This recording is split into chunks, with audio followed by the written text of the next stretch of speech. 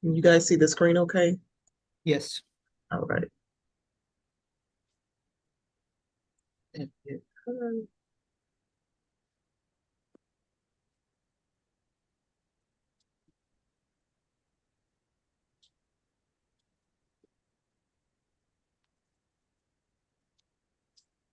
All right. Good afternoon, everyone, and thank you all for joining us for today's A Month of Service presentation of evictions and knowing your rights. My name is Nia Murray. I am the programs coordinator with Neighborhood Recovery Community Development Corporation, and we are one of the partners in the A Month of Service collaboration. We're also included, we have the City of Houston's Department of Neighborhoods, and joining us today, we have Ms. Cecile Carlson. Also, on behalf of our presenting partner with Lone Star Legal Aid, we have Mr. Benjamin Daly, who's going to be providing the information for you today about evictions and your rights as tenants. But also included in our partnership, we have the Earl Carl Institute, Texas Legal Services Center, the Harris County Attorney's Office, Houston Volunteer Lawyers, Harris Central Appraisal District, and the Harris County Tax Assessor Collector's Office. And together we make up a month of service.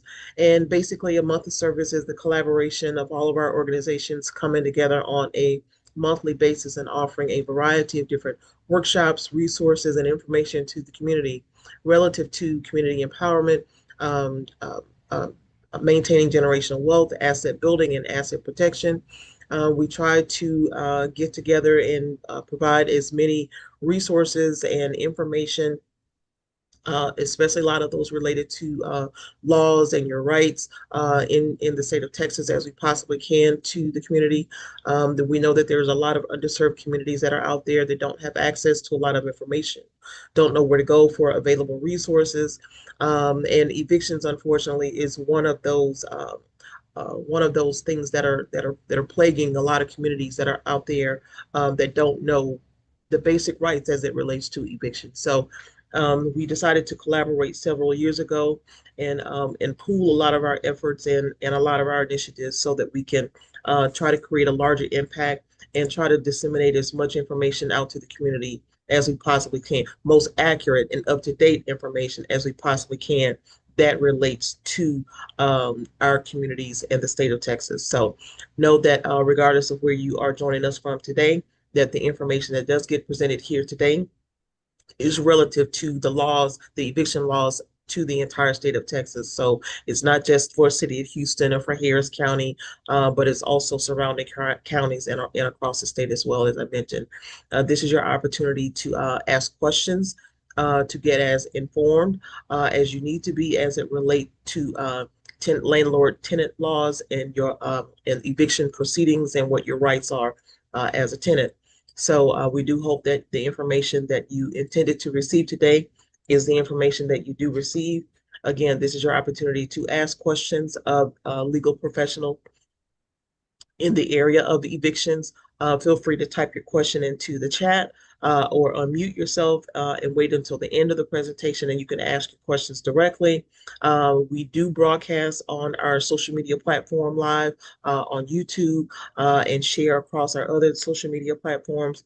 So we do want to try to protect your privacy as best as we possibly can.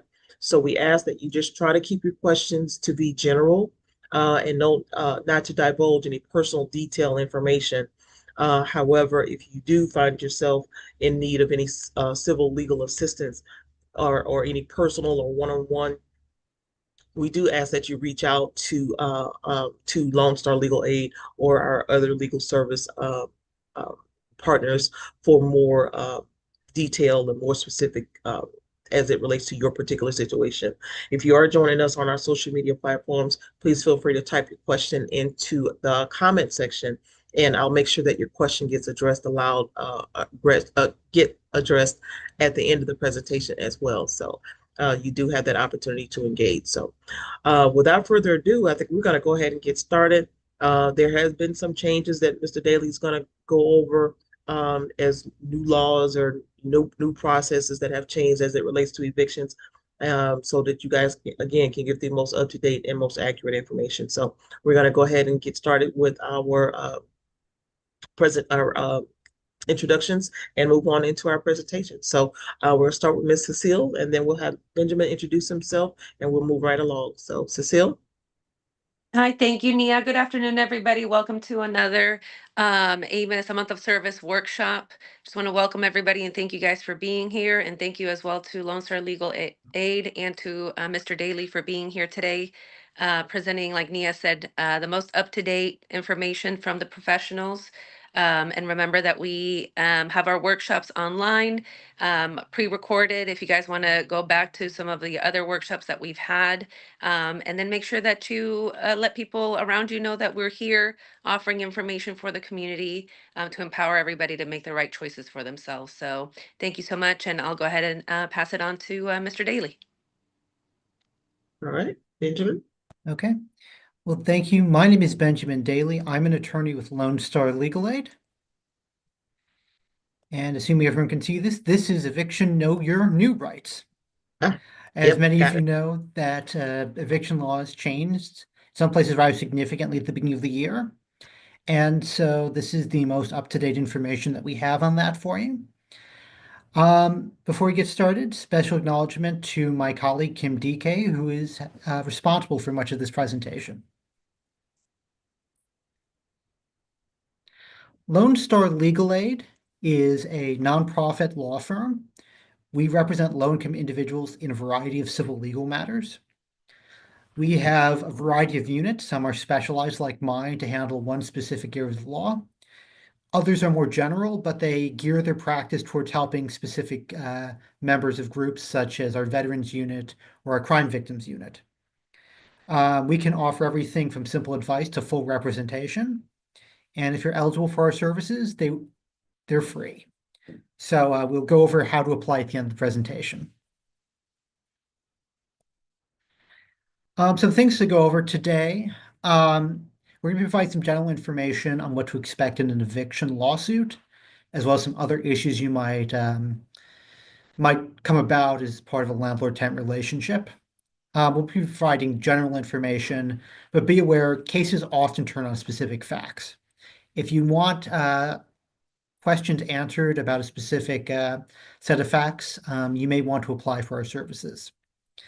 As always, when you're confused about your case, it's always a good idea to ask a legal professional for help. And generally, if you are looking to file a lawsuit, we highly recommend that you speak to a lawyer before doing so. Brief note on sort of the currentness of this presentation. So last session, the Texas legislature passed SB 38, which was an overhaul of the Texas property code related to eviction proceedings. A lot of these changes are kind of unsettled because we don't know how specific courts are going to interpret the law and apply the code. Other areas may be subject to constitutional challenges, and even something simple as the rules of civil procedure may be subject to change. So we're giving you the most up-to-date information that we have. Be aware, though, some of these things may be subject to change as time goes on, as the courts look at these laws further. So just be aware. If you still have questions at the end of this, or if you have problems in the future, it may make sense to come back and see us and hear sort of what those changes might be. So to dive into it, the most important document in any landlord-tenant relationship is going to be a lease. The lease is the basic agreement between the landlord and the tenant. It'll establish the rules regarding the use and occupancy of the dwelling. That's a fancy way of saying that your lease is an enforceable contract. Texas allows for both verbal and oral leases. We highly recommend if you have an oral lease, you take steps to document the terms of the lease. Keep in mind that if the lease term is for longer than a year, the statute does require that the agreement be in writing. Leases are going to control in most disputes, and leases under Texas law have a lot of power, including the right to change certain timelines and waive certain rights. Under the property code, you have the right to a copy of your lease within 3 days of being signed by all parties. If you don't receive a copy of the complete lease, you want to ask your landlord for it in writing and document that you've made that request. Some important things to note about what's in a lease. A lease should contain information about the monthly rent. It's going to tell you where and when to make payments. It's going to provide information about late fees or other types of fees. It'll also usually contain language stating how the payment is to be applied. The current standard TA lease includes language that basically says that your landlord can take rent payments and apply them to any outstanding sums. And that could be significant if it comes to an eviction, as far as whether or not they can bring a suit for non-payment of rent. The lease agreement should define what the initial lease term is. Most leases that are in writing are going to be for a term of a year. We do, however, see month-to-month leases on occasion, especially when you're dealing with sort of short-term rentals. It may also contain language that states that the end of a lease term, if a new lease is not signed, that the lease would convert on the same terms into a month-to-month tenancy. And some leases also provide for an additional fee should that occur. It'll provide information about community rules and policies. Many leases have language that specifically incorporates the community rules, which would be a separate document, into the terms of the lease. So even though they're technically two separate documents, because it's incorporation, the rules, the community rules, become actual part of the legal lease. A lease will include signed addendums.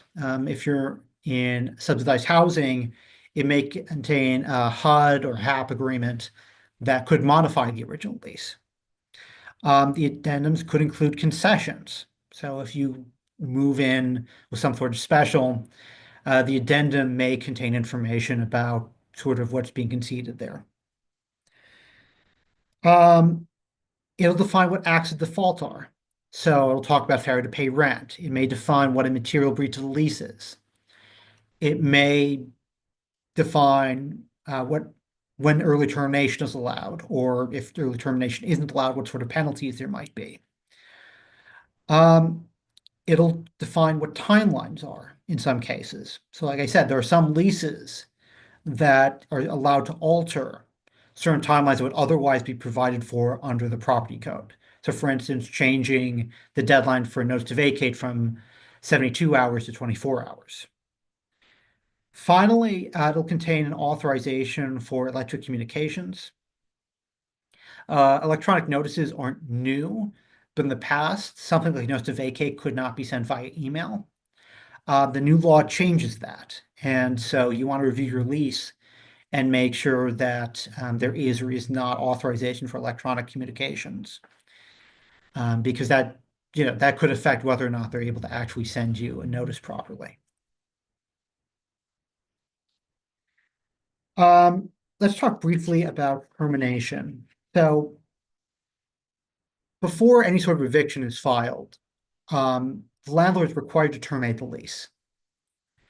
Likewise, a tenant can also, in certain instances, terminate the lease to avoid certain penalties or basically just to end the relationship. Most leases, however, are terminated at the end of the lease term. Before a lease is terminated, there has to be some form of written notice, and notice does need to be in writing the lease is being terminated. If the landlord is terminating the lease at the end of a lease term, it should contain language about when the term comes to an end and when they're asking possession to be returned. If the landlord provides that information and the tenant stays after the date, they become what we call a holdover tenant, and they become vulnerable to eviction at that time. It's an important note because we sometimes get these questions about whether a landlord can terminate a lease at will at the end of the lease term. Except in very special circumstances, your landlord cannot make you renew your lease. Sorry, you cannot make your landlord renew the lease. Likewise, the landlord can't make you renew the lease as well. We talk about termination during the initial term. That is, while there's still an agreement with a deadline in the future, we call that an early termination. And that's going to be our subject next. Before we get to the eviction side of this proper, it's important to note that the tenant has, under the code, specific rights to terminate a lease early without penalty. These sections are in the property code. I won't spend a whole lot of time on them, But if you're a victim of family violence, you can request early termination. If the tenant dies during the lease term, the estate can terminate to avoid future liability. And then it also provides that in cases where someone is going to be deployed, the service member can also exercise the right to early termination. Now, as you can see, some of these provisions cannot be waived by the tenant. Some of them can, and some of them require special notice. If you think that you want to terminate your lease and you fall into any of these categories, our recommendation is to review the code prior to terminating and make sure that you're complying with the terms of the statute. The code's going to spell out in detail who's covered and what sort of notice is required. Keep in mind too, some of these statutes provide cause of action against the landlord, which means if the landlord violates them, then you may have the right to sue them. We recommend speaking to a lawyer before attempting to sue the landlord, though, so be aware of that. The final type of early termination I want to spend some time on before we get to the eviction is what we call casualty loss termination. Those are cases where the property is damaged due to a disaster.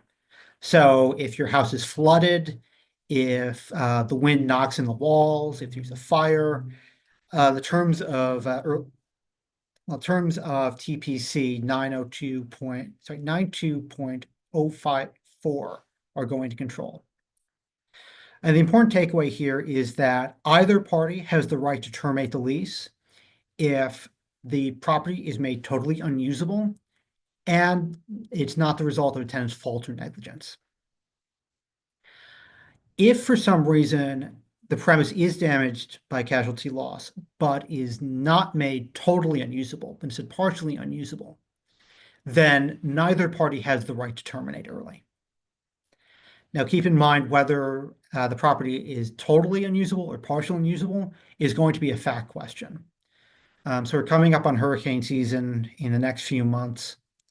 If, God forbid, something should happen where you're facing a casualty loss question, we recommend talking to a landlord. Sorry, I can't talk today. We recommend talking to a lawyer before taking action against your landlord on this.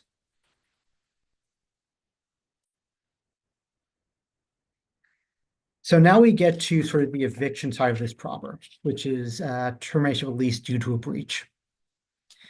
Breach of lease is basically a violation of the lease terms. The lease should define what a breach is. As we mentioned before, that can be something like non-payment of rent. It can also be a violation of the community rules or addendums. So you want to review your lease agreement and you want to review any addendums. The common defaults, like I said, it's failure to pay rent by the date stated in the lease, unauthorized tenants, criminal activity. In some cases, it'll specify that holding over is a violation of the lease, although by that point, they should also be vulnerable as a holdover tenant. If the breach of lease occurs, the landlord is required to provide a notice to vacate prior to taking action on this. Now, before we get to that, though, brief note, because we do sometimes see cases in which a tenant might withhold rent, usually in relation to some breach of lease by the landlord. Specifically, we see a lot of tenants who ask for repairs. Repairs aren't made, so they withhold the rent. That is a very bad idea. It's safe to assume that withholding rent is a breach of the lease, and Texas law requires rent to be paid in full and on time as it comes due. You also have to be current on your rent to maintain your rights to repairs. Once you fall behind, the statute is specific that the tenant does not have rights to ask the landlord to fix anything. Repair remedy claims need to be brought separately against the landlord. The first step to basically getting that ball rolling is to send the landlord a written request. We recommend via certified mail because there's a second notice requirement if it's not sent by certified mail. And then you want to reach out to a legal professional to assist you with next steps.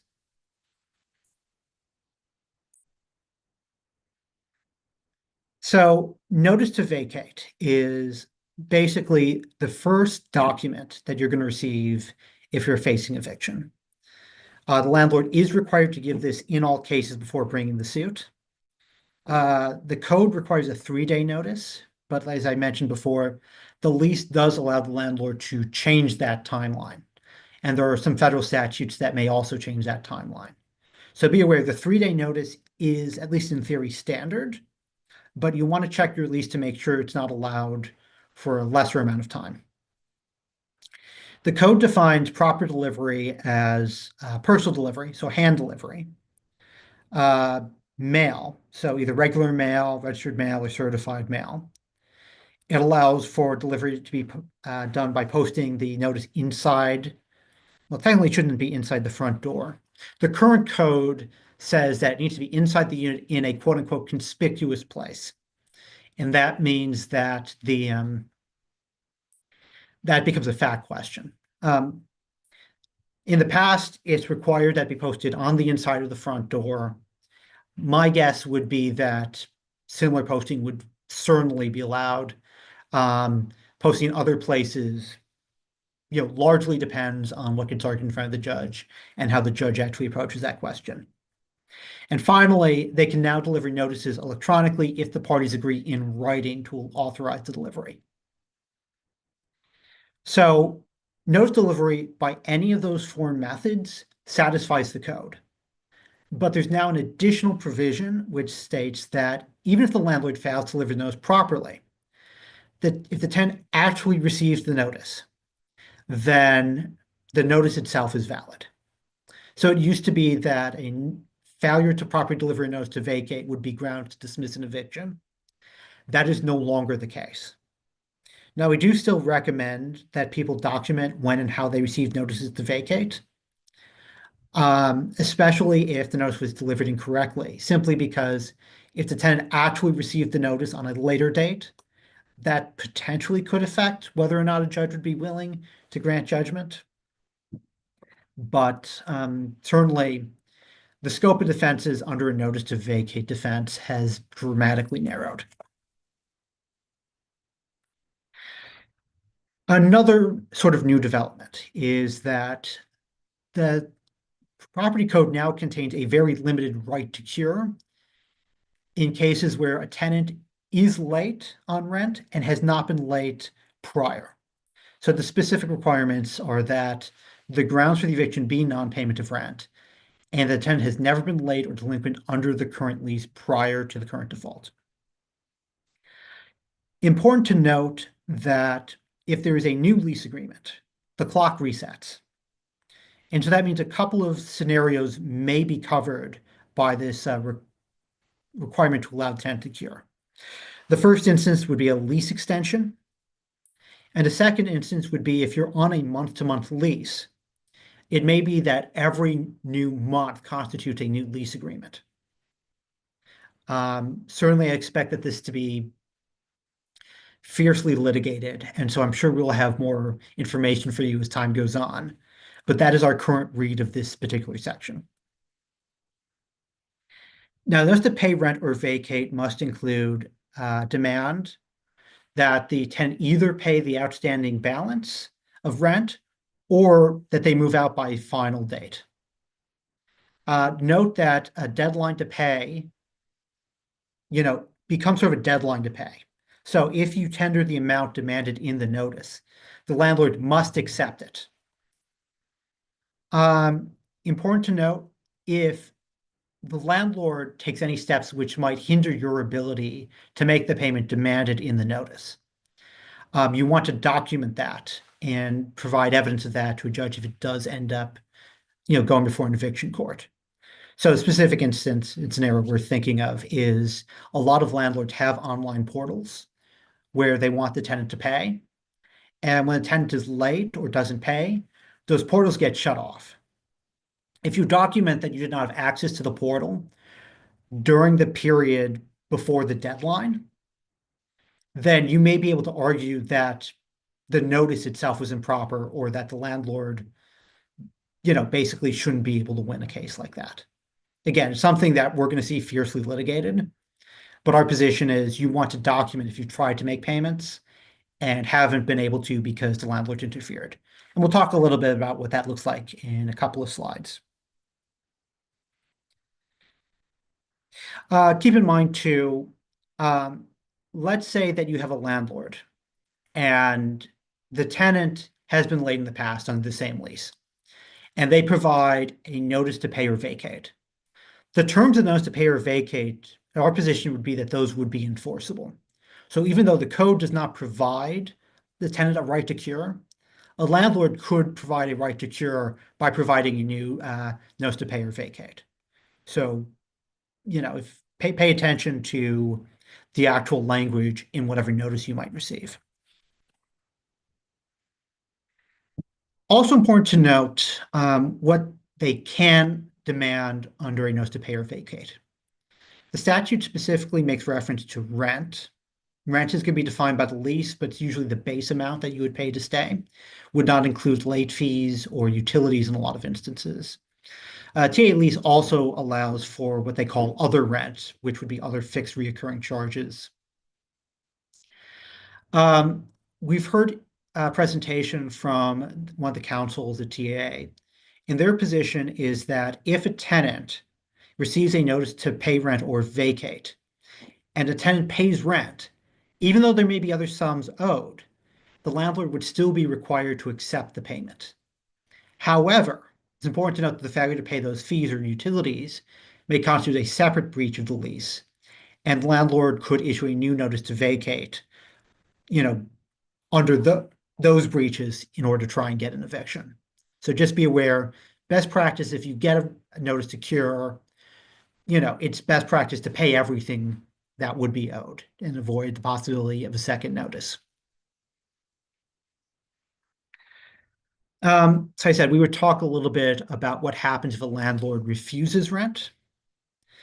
Under Texas law, landlord's not allowed to refuse properly tendered rent pursuant to the lease agreement, or if there is a notice to pay or vacate, they should also not be allowed to refuse amounts tendered under that notice. Now, a landlord does have the right to refuse rent if it's late, if it's a partial payment, if it's offered in a manner inconsistent with the lease, or if the lease has been terminated or an eviction suit has been filed, they can also refuse.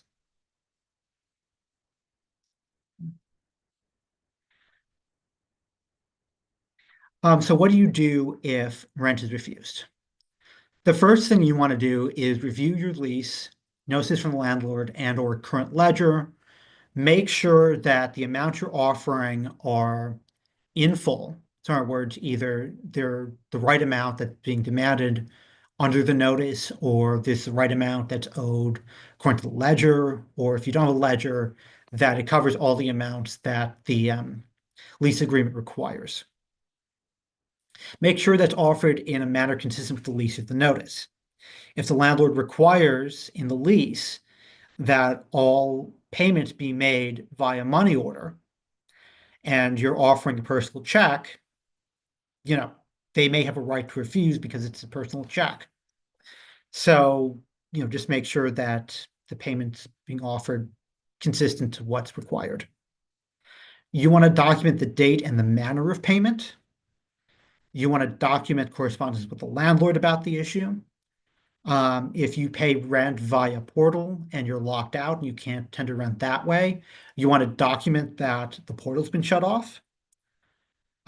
You want to keep payment or funds available for future payments, because even though they may be refusing them, you may still need to tender that rent in the future. You should continue to offer rent in full and on time for future months. Tender the rent even if the landlord refused in the past, and even if they state they're going to refuse it. And just make sure that you've documented that you have properly tendered timely. And then finally, this is an instance which we highly recommend contacting an attorney for assistance.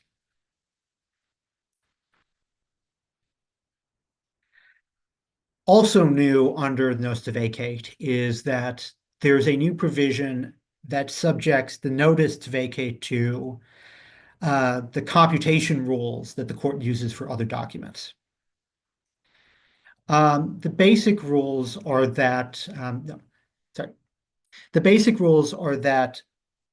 the time starts the day after notice is delivered. If the final day ends on a weekend or a federal or state holiday, the deadline is extended to the next business day. Aside from that, all days are counted. If the eviction is filed early, that could be grounds for judgment for the defendant or dismissal. And so just to sort of illustrate what we're talking about, we've got two scenarios here. So let's say that the landlord has a tenant who has not paid rent in February 2026. And they deliver a notice to vacate on Wednesday the 4th. Day 1 would fall on the 5th, day 2 would fall on the 6th, and day 3 would fall on the 7th, which is a Saturday. Because it's a Saturday, the deadline under the new rules would roll over to the Monday. And if the tenant does not vacate by the end of the day that Monday, then the landlord could file the eviction on the 10th, that Tuesday. So that's scenario 1.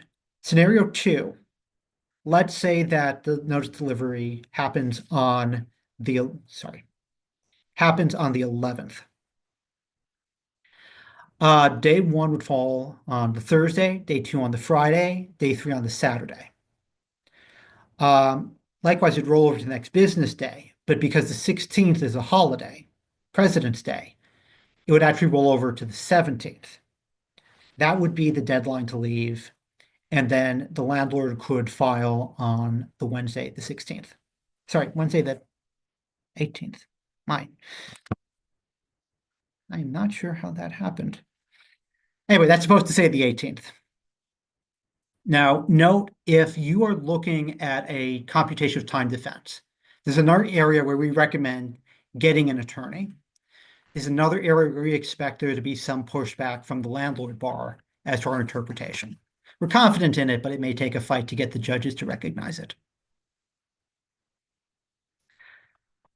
Let's talk briefly about the CARES Act. As I mentioned that there was at least one federal law which could change the timelines required by a notice to vacate. CARES Act was COVID era policy. Originally, it created a eviction moratorium for cases where the tenant was on a property that was either covered by VAWA, and VAWA properties include a number of subsidized public housing programs, Section 8 housing vouchers, low-income housing tax credit properties, rapid rehousing, or if they were on a property that was backed by a federally backed mortgage. So you're talking Freddie Mac, Fannie Mae, Fair Housing Act, or VA. After the expiration of the moratorium, there was a new provision. Well, there's a new requirement that the landlord give a 30-day notice to vacate prior to filing the eviction suit. Up until now, Texas courts have, by and large, recognized that 30-day requirement. The new law tries to change how it operates. So their position under Texas Property Code 24.005C1 is that landlords are not required to wait 30 days before filing an eviction after giving a notice. They can file as soon as the notice required under 24.005 generally, till that deadline expires. It also doesn't allow courts to dismiss or grant judgment to tenants due to lack of a 30-day notice. What it does do is it basically requires the courts to delay a writ of possession from being executed until 30 days after the notice to vacate was delivered. This is an instance in which if you think you are in a CARES Act property, you need to talk to a lawyer. Because there's definitely a clash between the Texas law and the federal law. And this is an area that is going to be fiercely litigated. You need to be aware that justice courts may take different approaches to the CARES Act defenses initially. You need to be prepared to appeal, and we'll talk about how to do that later. And you should keep up with these presentations for updates on what to expect. But our position right now is that CARES Act requirements are still in existence. Keep in mind too, Texas Property Code 24.005C1 does not override a lease in which a 30-day notice is required. I haven't taken a look at the latest HAP contract. If there is a 30-day notice requirement written into that contract, then whether or not Texas law requires the courts to abide by the CARES Act, there's still a contractual right to a 30-day notice. So now we get to evictions and the eviction suit proper. So an eviction is a suit specifically to determine which party has a greater right to possess the property. A landlord seeking to succeed in writ of, I'm sorry, a landlord seeking to win an eviction suit has to show a few things. They have to prove they're the owner. They have to show that there's a breach of a lease or termination at the end of the lease term.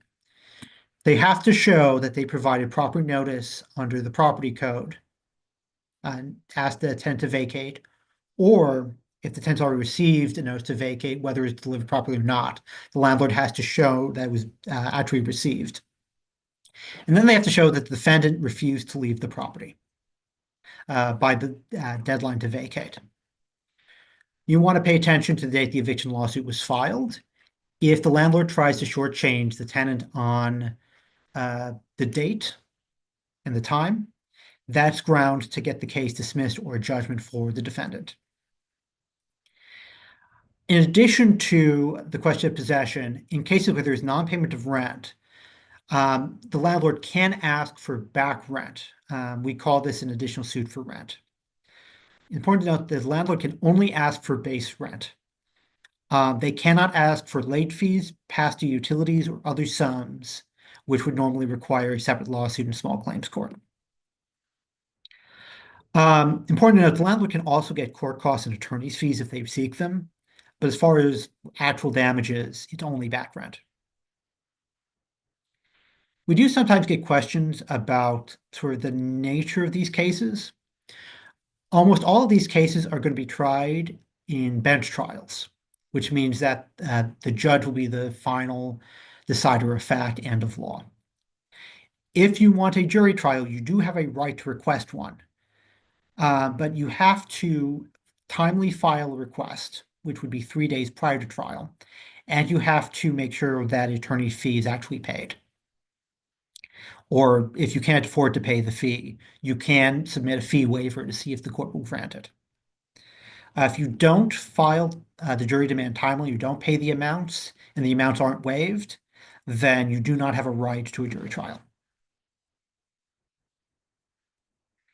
I want to spend a little time on sort of the first steps and deliver a citation because there's one change in the law that is potentially insidious, and we want to make sure that you go in to a situation with eyes open for this. In all lawsuits, after the plaintiff files the lawsuit, the defendant has to be served with citation.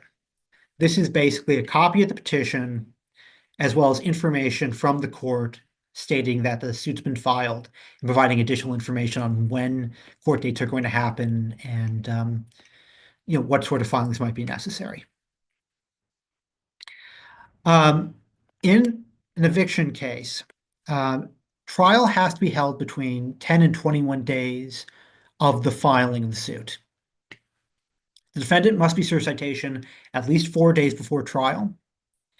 And if the landlord requests citation, but citation isn't delivered within 5 days of suit being filed, the landlord may ask a different law enforcement officer to serve the citation.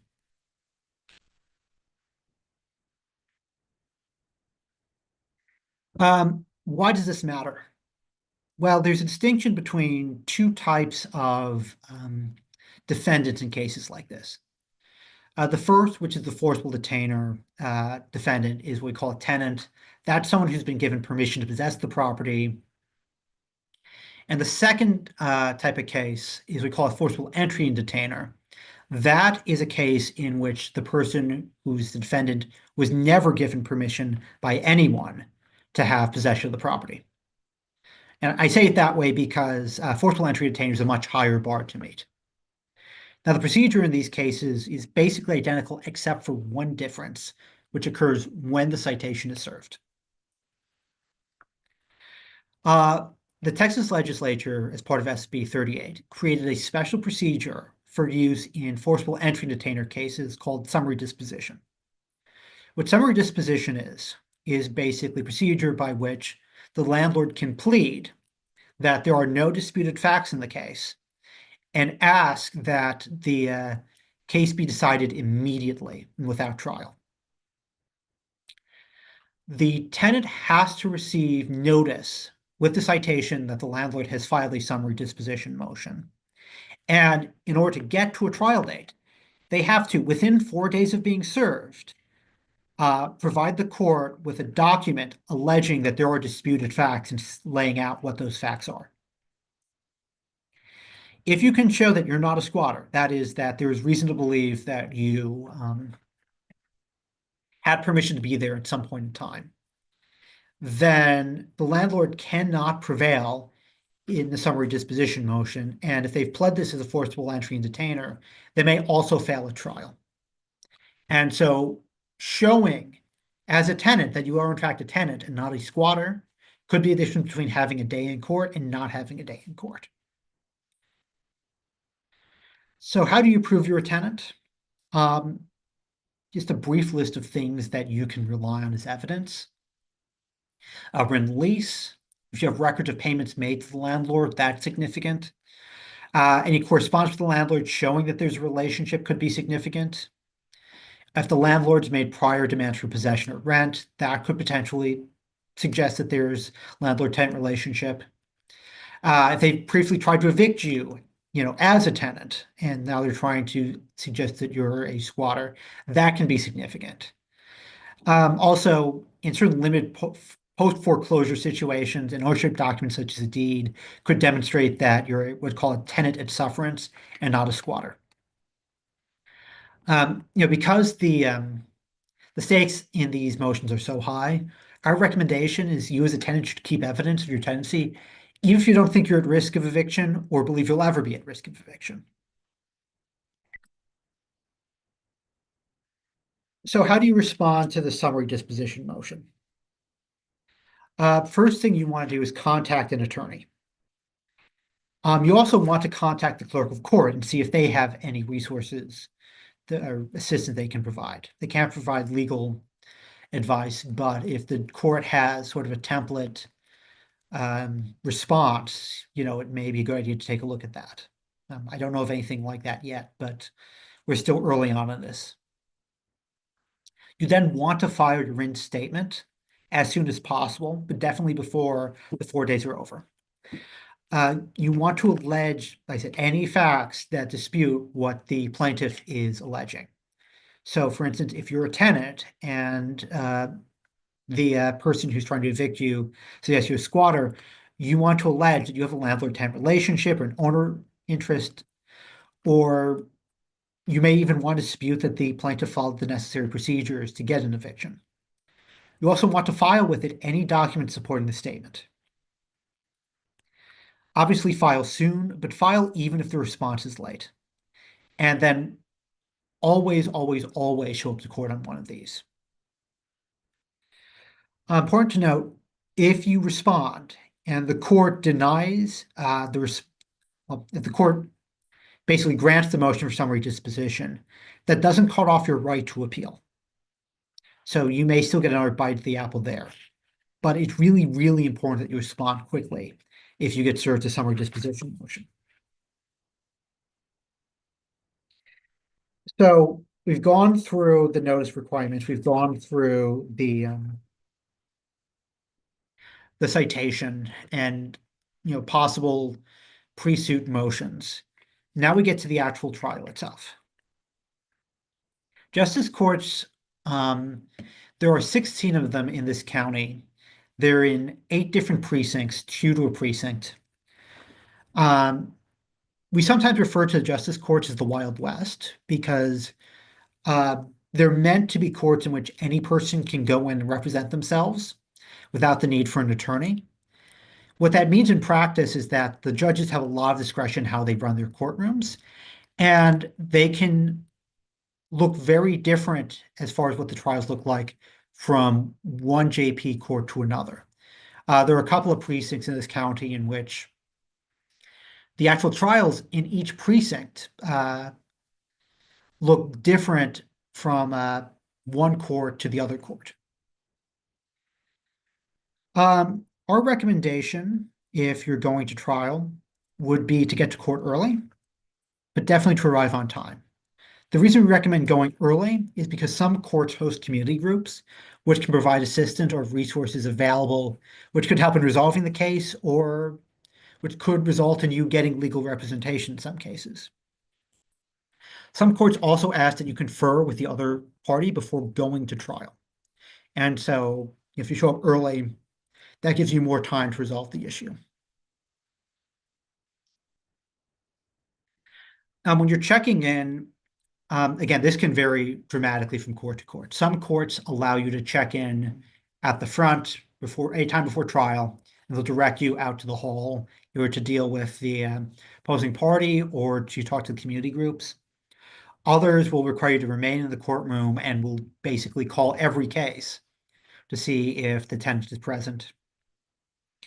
If you have any questions about how that process is going to work, I recommend talking to the clerks before. Once everyone's checked in, the court actually begins. The judge takes the bench. They may give instructions on how the court works prior to calling the cases to trial. In almost all cases, the judges are going to begin by hearing the plaintiff's case first before giving the defendant an opportunity to respond. It's important to allow the plaintiff to basically provide the information to the court and not interrupt or try to dispute things and to wait your turn, but also to listen. When it's your turn, you have the ability to either provide testimony or provide evidence. You want to be prepared to answer the judge's question, to provide any documents that you might need to prove up your defense. Important to note, we sometimes get questions about what it would take for a court to have a reset. Especially under new rules, the court's very limited in terms of what sorts of resets that they can grant without the permission of both parties. So it's very likely that if you go to trial, the judge isn't going to be able to reset your case absent some form of agreement. At the end of the trial, the judge is going to issue judgment in favor of one party or dismiss the case. In rare instances, there may be a delay, but again, that would require the agreement of the parties. Try to get a copy of the judgment for review and for your files. And during the process, always be respectful to the judge, the court staff, and the opposing party. One final note, if you need special accommodations in justice court, either a Zoom hearing or the need for interpreter, our recommendation is call the clerk of court early and ask for assistance. Again, some courts are going to operate differently than other courts. Some courts are going to require that you provide advance notice and show good cause you're asking for the accommodation. Others, as a matter of course, just allow virtual appearances. So I would defer to the clerks on those questions, but just make sure you're asking court staff for help as you need it.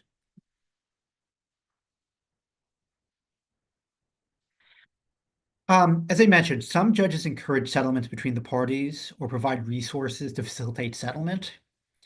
Most judges would rather the parties settle it themselves rather than have to make a decision. And so settlement could be a good off-ramp, potentially. Settlement agreement requires both parties to agree to specific terms. The parties will dictate what those terms are. A lot of courts will have either recommended settlements or they may provide standard forms which state specific things. But keep in mind, a settlement can be whatever the parties want it to be, so long as the parties agree. A good agreement is going to define what the actions are that are going to be taken by both parties. And they'll basically provide information about what happens if the parties default on the terms of the agreement. So a good example of this would be a simple move-out agreement. So the landlord and the tenant decide they don't want to go to court. The tenant says that they'd be willing to move within 10 days.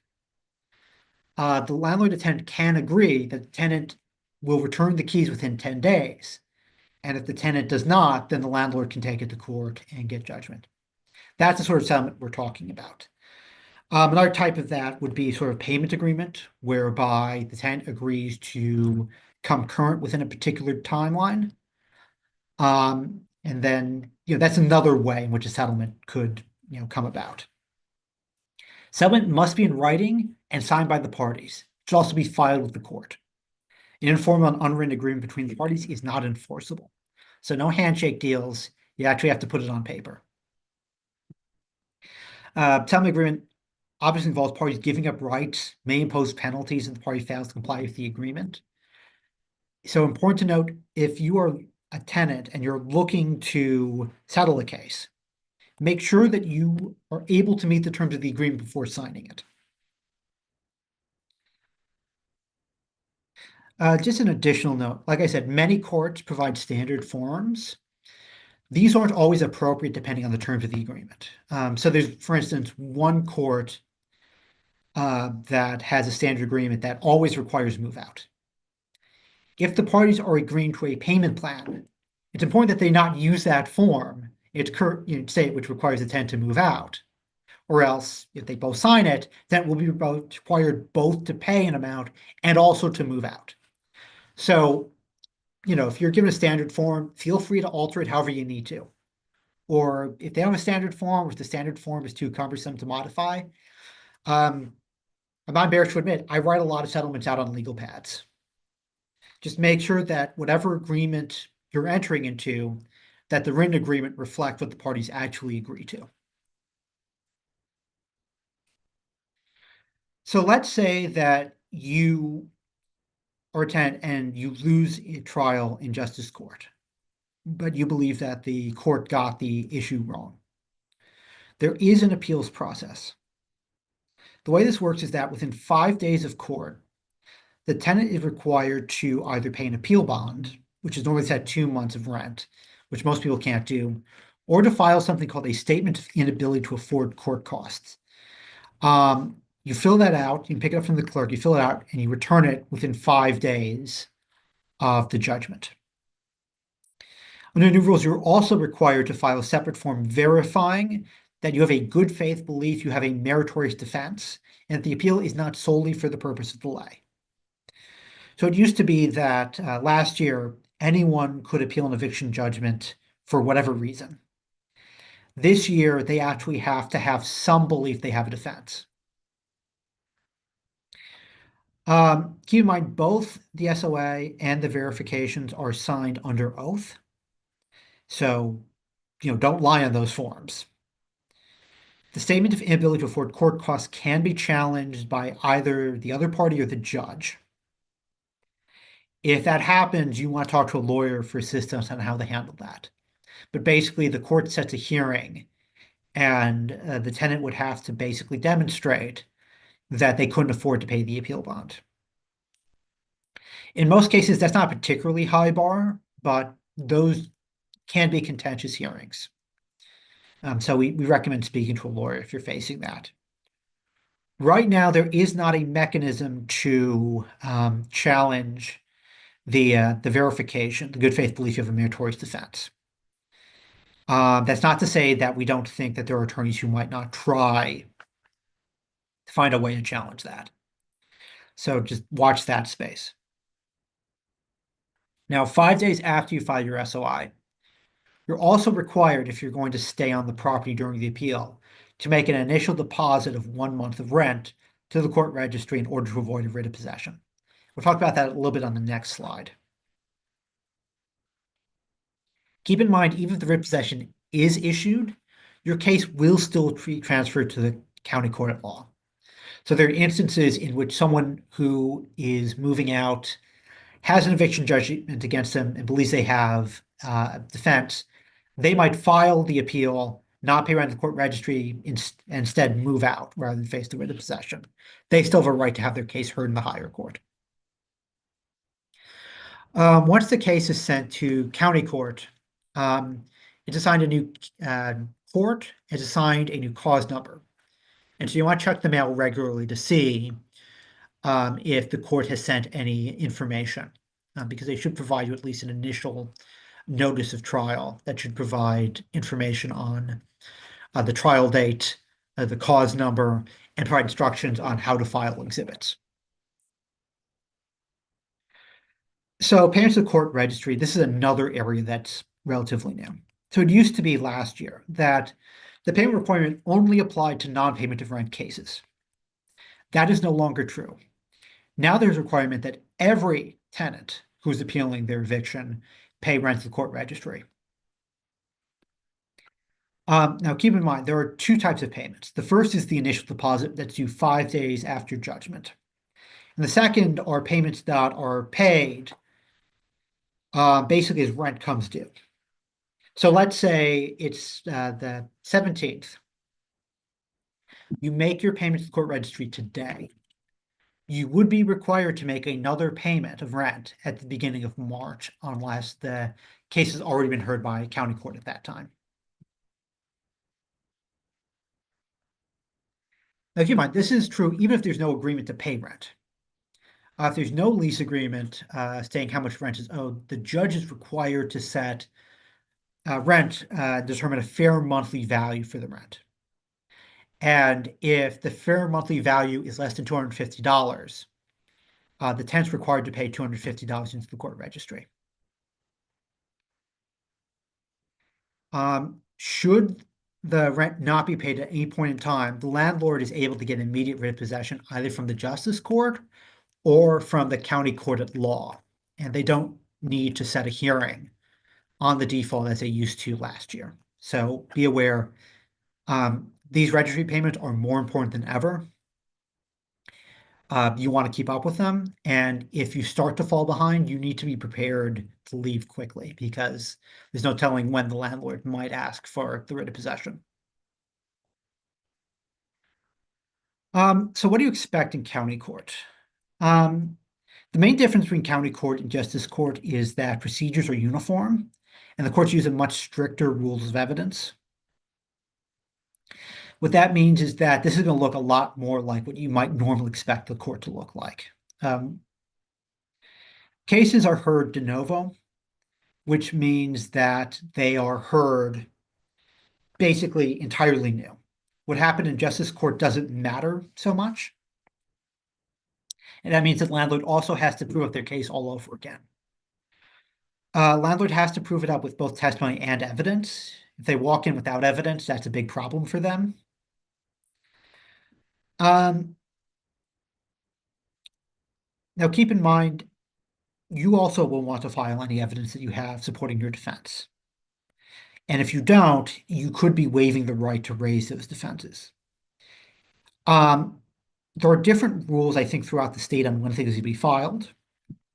Here in Harris County, the courts require that any exhibits be filed the Wednesday prior to trial.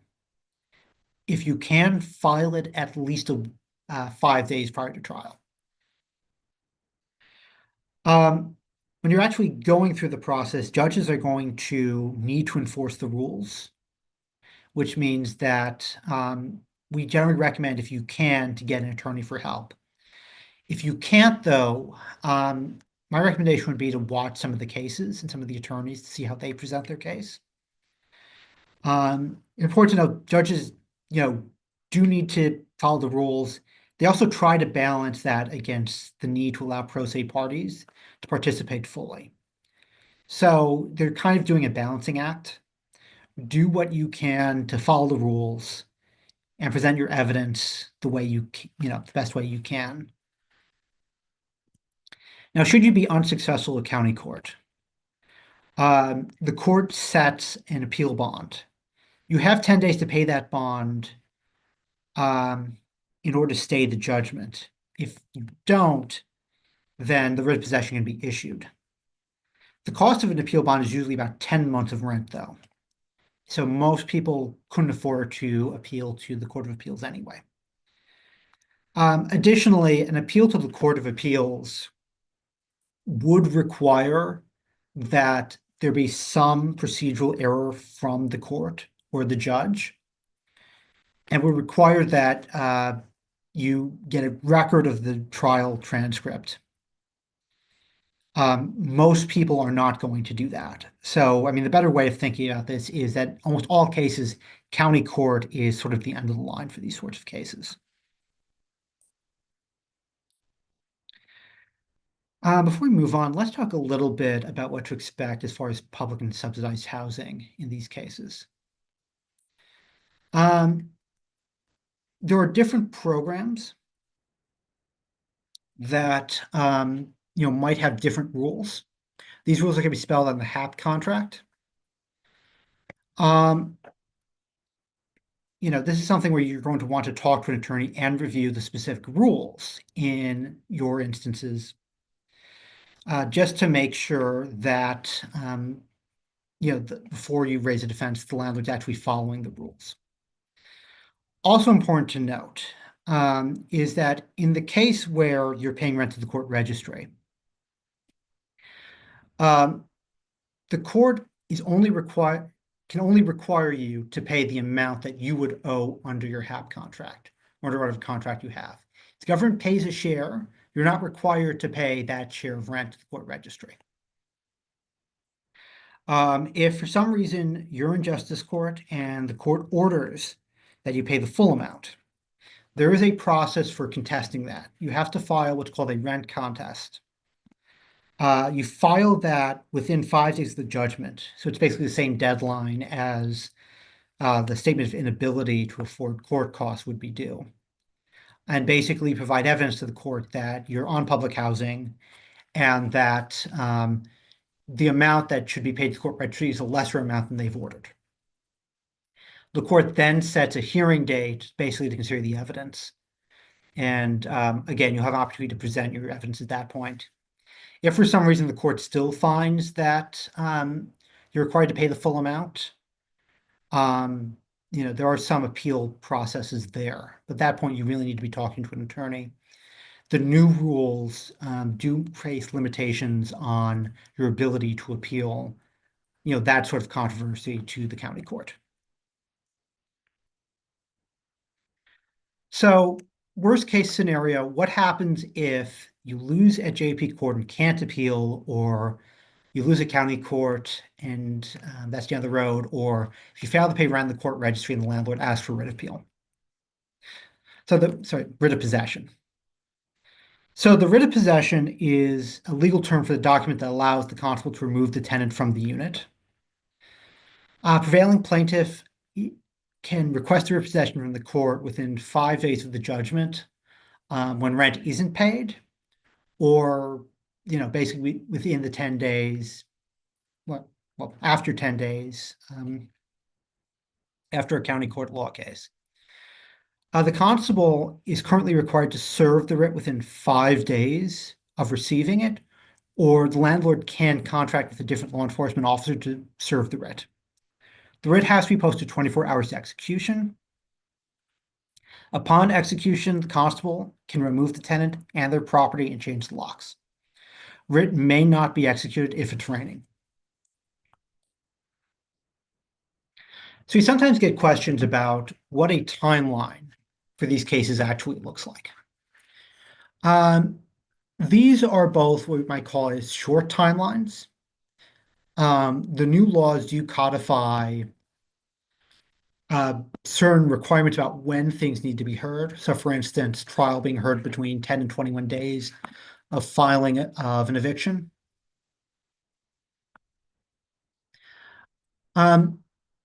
So if you are going through the justice court process, the short timeline is about 21 days. It's about as quick as the landlord would be able to get you out from the service of the notice to vacate to the actual execution of the writ. With an appeal, that timeline extends to about 46 days. Now, again, these assume that everything happened about as quickly as possible. In reality, these timelines are going to be a bit longer. Without an appeal, I would expect it could go a little bit over 30 days. With an appeal, It could be up to 50 days, 60 days. Those are just estimates. But if you're wondering about sort of how quickly would you need to leave if you're facing a situation like this is sort of a good precautionary guide. Now, that sort of ends the eviction part of this. But we do get a lot of questions about what happens if the landlord attempts what we might call self-help remedies. As a general rule, self-help is not allowed. If you're talking about the landlord sort of locking you out of the apartment and refusing to let you back in, that is not allowed under the rules. They cannot exclude you except in cases where there need to be bona fide repairs or there's an emergency. They could exclude you if the property is deemed to be abandoned, removing the contents. There are limited rights to conduct what we call a lockout under TPC 92.0081D1. We'll go a little bit more into depth on that in a few slides. Or they exclude you, obviously, if there's a writ of possession that's being executed. Likewise, they can't shut off your utilities except in cases of repair or in very limited circumstances if it's authorized by the property code. Keep in mind, self-help remedies are not allowed even if you're behind on rent payments. And so if the landlord violates your rights either by locking you out or by shutting off your utilities, you do have the right to file a lawsuit against them, basically either to get the utilities restored or to get back in the unit. If you're talking about a lockout or a wrongful eviction, we call that a writ of reentry. And if you're talking about utility shut off, that's what's called a writ of restoration. You file those lawsuits in the precincts where you live. If you cannot afford to pay the court costs, you can always file using something called a statement of inability to afford court costs. That's the same form you would use to appeal. It's just being used now, basically get fees waived in order to file one of these lawsuits. So briefly, like I said, there are some limited instances in which the landlord could lock out a tenant. The code conceives of these lockouts in instances in which someone is behind on rent and the landlord is trying to get the tenant to talk to them. The lockout needs to be authorized under the lease. The landlord has to give advance notice, and they're required, if they're going to lock you out under that section of the code, to provide you information on how to get a new key to the unit within 2 hours of making a request. Now, you might, that's 2 hours any time of day. If you're out of your house and they perform a lockout and it's 2 in the morning, they have to provide you a number to get a key, within 2 hours, even if it's 4 in the morning. If they don't do that, then they're in violation of the code and they're subject to either writ of reentry or potentially a separate affirmative lawsuit. If you're filing a writ of reentry, either because you've been improperly locked out or because you're engaging in a self-help eviction, the way this works is that you file your lawsuit in the justice court, along with your statement of inability to afford court costs if you believe you're entitled to a fee waiver. Once you file this, the court is required to set the case for what's called an ex parte hearing, which basically means that the landlord does not need to be served prior to having the hearing. It is usually best practice to try to inform them of that, but you don't need to go through the formal service process. At the hearing, the judge hears the evidence. They agree you're illegally locked out. They can issue the writ of reentry and give it to a constable, basically with orders to find the landlord or an agent of the landlord to force them to allow you back in the property. In addition to the writ of reentry, you can also file a separate lawsuit to ask for damages. There's also an option to terminate the lease as part of that lawsuit, if for some reason you wish to do so. Utilities, the rules about filing a writ of restoration are basically the same. You file it, the court sets it for an ex parte hearing. It's usually best practice to inform the landlord that you're going to have the hearing. The judge agrees you were disconnected. You get your writ of restoration. Constable serves it and informs the landlord that the utilities need to be restored. And yeah, damages can also be recovered in those instances. Finally, we get a lot of questions when you talk about move out about what to expect with security deposits. The landlord is allowed to keep and deduct from the security deposit any amounts for damages to the unit or to cover charges or arrears that the tenant's liable for under the lease or breach of the lease. So in most eviction cases for non-payment of rent, the landlord can rightfully withhold the entire deposit to cover any amount that would have been owed on the lease. Assuming that that's not the scenario we're talking about, the landlord has an obligation to refund the security deposit on or before the 30th day after the tenant surrenders the unit. You have to give the landlord a forwarding address to trigger that requirement.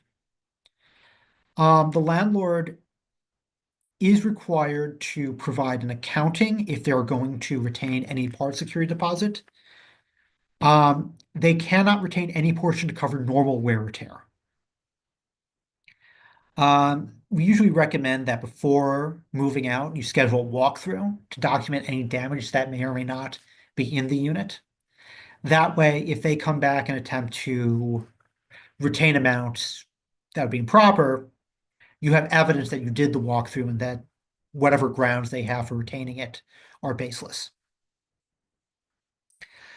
If the landlord does not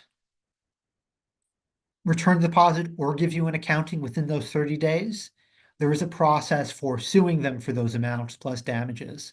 And there is a presumption that the deposit was wrongfully withheld if there's not an accounting. This is an area where you should seek legal assistance. These cases do allow for attorney's fees, so there may even be private attorneys who'd be willing to look at a case like this. So one more sort of substantive slide before we get to questions. Some additional tips. Make sure you get ahead of the problem. If you're thinking that there may be a problem, talk to the landlord, see if you can make arrangements before this actually becomes a legal problem. Rental assistance may still be available. It's certainly not like back during the pandemic where there's a lot of it out there, but I know that there are a few courts that still have connections to groups that want to fund tenants. So check local organizations. Make sure you take advantage of community resources offered by the justice courts. If you need legal assistance, there are a number of groups out there doing this work. There's my group, Houston Volunteer Lawyers, sometimes has people who handle evictions. There's a new group, Houston Eviction Advocacy Center, that, like us, work some of the courthouses. Just make sure that you're asking for help from credible groups that have lawyers who are working for them. And then finally, just to reemphasize this, if you're having issues with the condition of the unit, make sure you pay your rent and then contact someone for help in getting the repairs. So that basically covers it for today. Thank you so much for listening. If you want to apply for our services, we have information here. And yeah, I'm ready for questions. Okay. Thank you very much, Benjamin. I wanted to ask, well, I don't see any questions in the chat, first of all, or online that anybody posted. But I wanted to ask, what do you think is the biggest takeaway or the biggest change in the new state laws that would impact tenants that they need to keep at the forefront? I'd say the fact that there's now a limited right to cure is one of the few bright spots for tenants in that law. It is narrow. It only applies in cases where it's non-payment of rent. It's only for basically the first time you're late. But if you're facing, a challenge, knowing that the landlord has provided you that right to cure, can help you sort of plan for the future.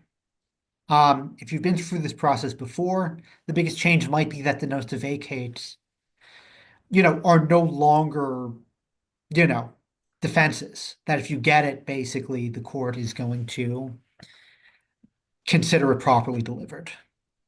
Um, if you're facing something other than non-payment of rent evictions, the fact that you have to pay rent to the court registry, that's big. And then, and I know I'm just sort of going through the changes as they come, but they're all rather significant. The fact that you can't appeal without believing you have a meritorious defense, that could trip some people up. So, certainly there are a lot of changes. There's a lot still to be litigated. We haven't even talked about CARES Act. That one is pretty big, even though if you ask my professional opinion, I think at the end of the day, those requirements aren't going to withstand legal scrutiny. But you need to be aware that if you're in a CARES Act property, the landlord may still try to give you a 3-day notice and evict you. So, Okay. I did have a question too. In the beginning, if and correct me if I'm not if I didn't hear you properly, that you said the state in some cases the new state laws are based on how the judges interpret them, or well, that there could be some change or some differences.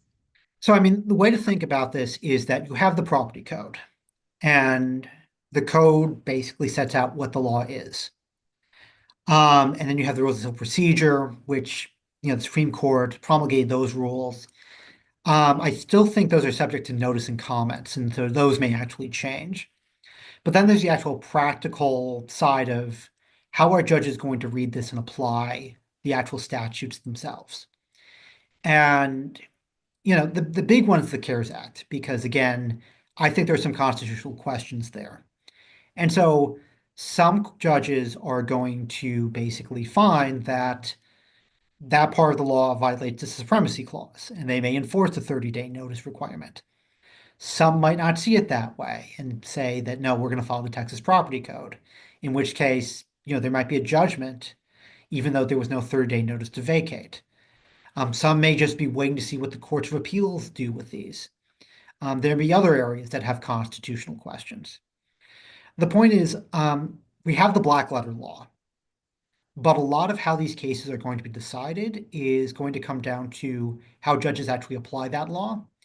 And, we've learned that as we practice and as, courts decide these cases.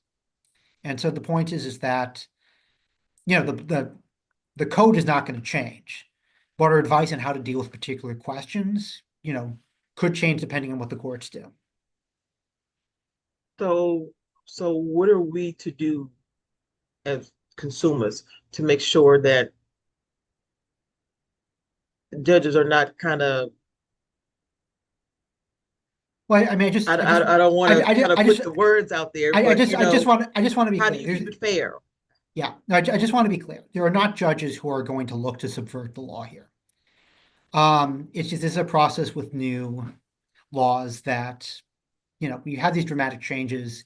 It takes people a moment to catch up. I mean, what I would say is, seek out legal assistance if you have questions. Keep up with these presentations.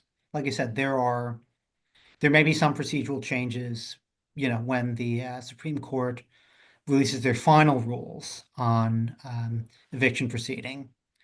And then, some of these cases are going to go up before the Court of Appeal. The courts may uphold parts of the law. They may clarify parts of law that are ambiguous. They may find parts of law are unenforceable.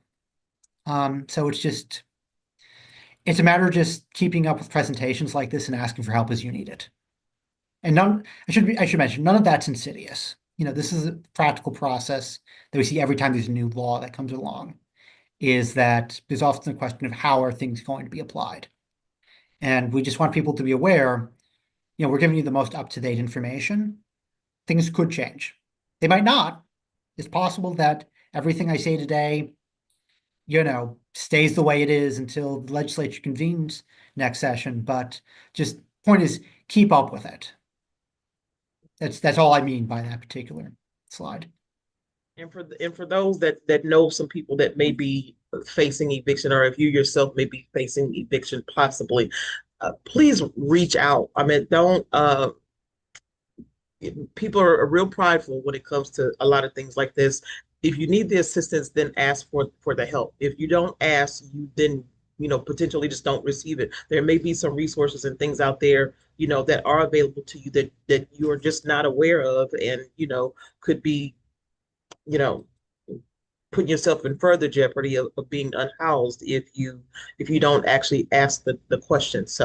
Um so yeah, then please reach out. Don't wait until you know uh the day before you're supposed to show up for court before you try to find an attorney, or wait until the fourth day of the notice to vacate before you reach out to try to find some assistance or some other kind of services, or even just asking your landlord, hey, I'm late on my rent.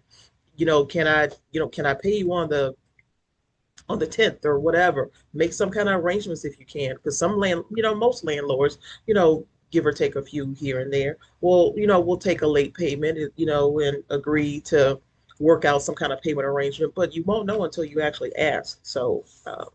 And if you guys, or whoever else is listening, if you know of anybody else that's actually providing any kind of resources or assistance or anything related to evictions, please let us know. We send these resources out to people all the time that reach out to us that are looking for some type of assistance or resource that we like to make available if we can. So if you guys are aware, then please let me know. Again, this session is being recorded. Any resources that Benjamin has already mentioned will be emailed out to everyone, along with the link of the recording of this session, and the link to the YouTube channel if you want to go watch on YouTube, if you go back to review and to potentially share with somebody else that may be facing eviction, or just want to know what the latest update is on what the law is and how it could potentially impact them. So, but again, there are no other questions in the chat. I don't know if any of the participants that are on the Zoom, if you guys have any questions or comments, please feel free to unmute yourself if you like, and chime in. But Benjamin, thank you very much. Certainly appreciate the participation. Thank you, Ms. Camille. The participation of Lone Star Legal Aid. They've been a partner with the A Month of Service collaboration for years since we started this collaboration. So we definitely thank you guys for taking the time out in each month. And we're actually going to be doing our presentations every other month now, so we're not here every single month. Um, so we do encourage you guys to come back if you want more updates, want to ask a question, or think about something that you want to ask, then definitely let us know. Please come back. Please definitely come back. Thank you. Tell a friend, let somebody else know. Hey, we got this kind of a service that's out here, this kind of information that's available to you, and let somebody know. So, with that being said, you all have a wonderful remainder of your afternoon. Let's see, what else do we have that's coming up for this month? Next, tomorrow, for our homeowners, we have maintaining and adding value to your home. Next week, we have our property tax valuations, exemptions, and payment options, because the property tax bills just went out and were due at the end of January.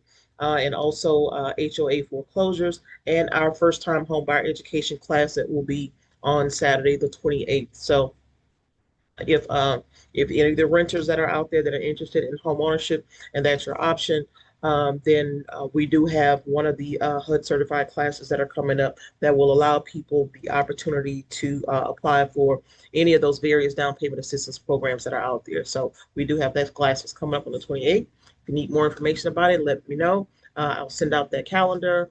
And that's about it. So thank y'all very much. Appreciate you.